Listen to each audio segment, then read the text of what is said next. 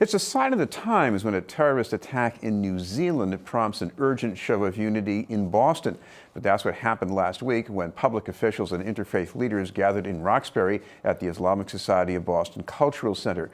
The gathering was in response to the killing of at least 50 people at two mosques during Friday prayers in Christchurch. Along with targeting a religious minority, the attacks are also part of a new trend, white supremacist violence amplified by social media. Tell us about some of the far-reaching effects in Boston is the Cultural Center's Executive Director, Yusufi Vali. Thank you very much for being with us, Yusufi. It's a pleasure being here. Go back to this whole unpleasant memory. What was it like for people, especially yourself, just seeing this news at first about what happened in New Zealand?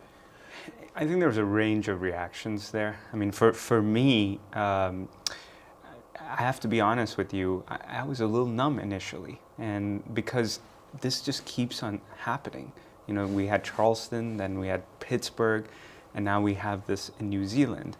But what really got me was when I started looking up the names of the victims and the pictures of the victims. There's this beautiful site that's been put, knowtheirname.com, and you know, when you look at their names, they remind me of names in our congregation and their faces, like Hussein, Mustafa, Hamza, and that's when it really started to hit home to me that, wow, this is so close. Well, I'm from Boston. Those names sound even still to me exotic. But when I was in your mosque, I saw the people in there. It looked like Boston. Just folks, I see them working, I see them going to school. I mean, that's who they are. Well, we're a very diverse congregation that is really part of every sector of Boston and Massachusetts. I mean, you'll find folks who are taxi drivers who are working in the state. My wife is part of the MBTA, for example. You know, we're real 10% of doctors are Muslims. And if you look at the stories of the folks in New Zealand, a 3-year-old child, you know, a CEO of a company, I mean, you'll find stories that are so similar to ours, and that's what really began to, you know, get me, and the idea that, you know, it could happen anywhere. Well, I know you're acting on a humanitarian impulse. You look at the information about who these victims were before they were victims. What's the importance of focusing on that, you think? I think that usually when these tragedies happen, unfortunately, there's so much attention by media, by almost everyone, given to the evil that's done, but we forget really the humanity that's at the core of this. And I think it's so important to focus on victims, 1, for remembrance, 2, for reflection, and 3, at least in my case, it's made me really recommit myself to what makes, what is so important to becoming one humanity, right? To the values of that we are people in this together, that we have to be welcoming to the neighbor, that we have to serve one another.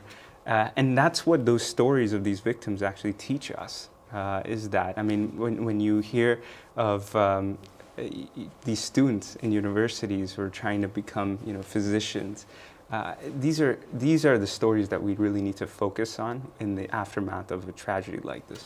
It was also painful again to see that not so long ago, the shoe was on the other foot. The imam from the Cultural Center was joining another kind of unity gathering after an attack on the synagogue in Pittsburgh. Yeah, what's been so beautiful about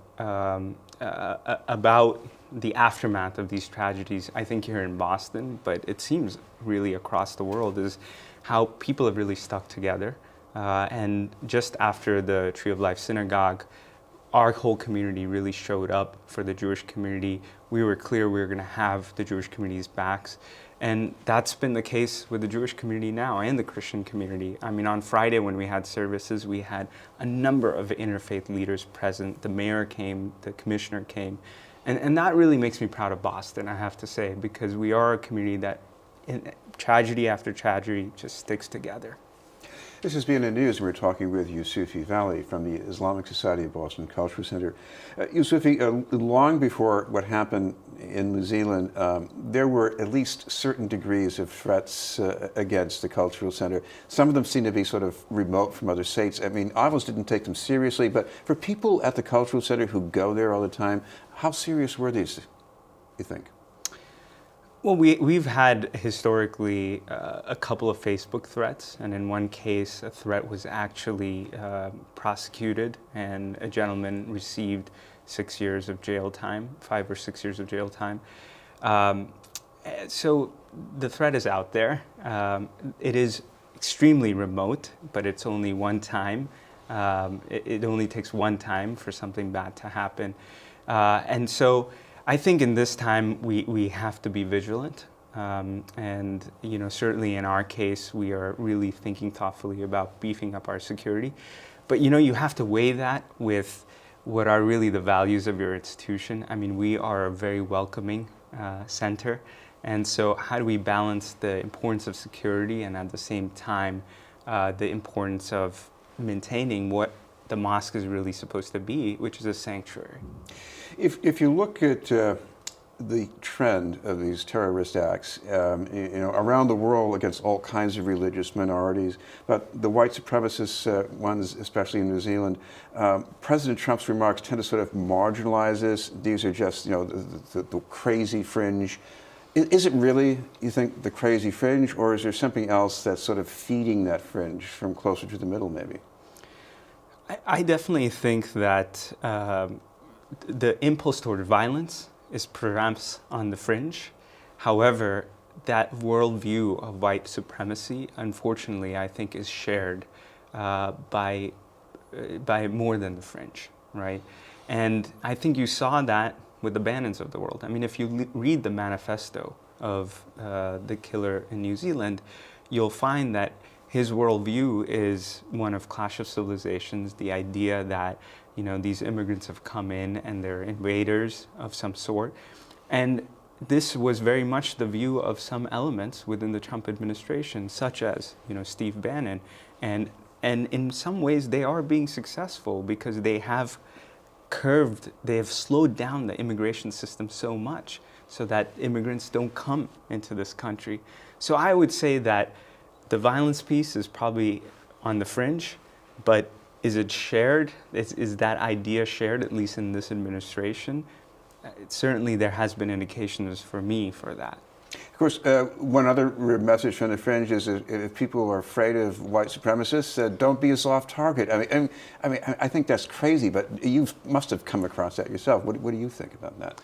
I mean, like I said, I think we have to be vigilant in these times and take some common sense steps around that. But I do think that we have to realize that the majority of this country, our community certainly in Boston, is one that protects one another, that sticks together, and that's been our track record here for so long.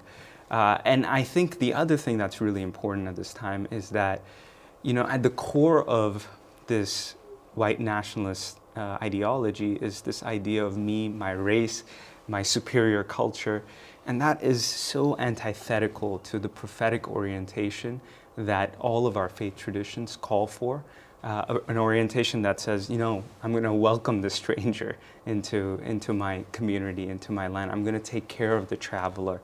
In the case of Islam, where the Prophet Muhammad in his last sermon very clearly said the Arab is not superior over the non-Arab, or the white is not superior over the black, and it is just God consciousness that is what's most important. And for us, that means worshiping God. That's the only differentiate, worshiping God, service to His creation, to take care of the neighbor. And so those core values are what I believe we need to be about as a community. And in Boston, I think we have been like that after these tragedies. Thank you very much for being with us. Yeah, thanks so much. It's been a pleasure. Yusufi Vali from the Islamic Society of Boston Cultural Center.